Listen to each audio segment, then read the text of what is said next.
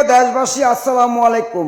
আজ কসবা থানা ঐতিহাসিক কুটি ইউনিয়নের সাবেক ভারপ্রাপ্ত চেয়ারম্যান জনাব উজ্জ্বল মেম্বার সাহেব দেশনেত্রী বেগম খালেদা জিয়ার জন্য দোয়ার আয়োজন করলেন।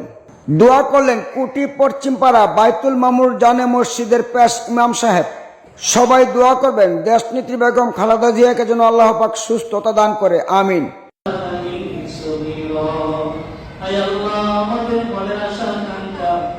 জীবনে একবার মনে সেই সোনার মক্কা মদিনায় যে আরোগ্য আসতে সেই তৌফিক দান করে।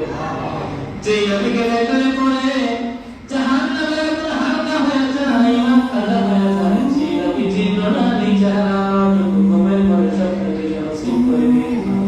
আল্লাহ কো বলে যায় কোন আফসোস নাই, যেদিন মালাকুল মউত আজরাইল আমাদের চোখের সামনে এসে যাবে। ওই কঠিন মুসিবতের সময়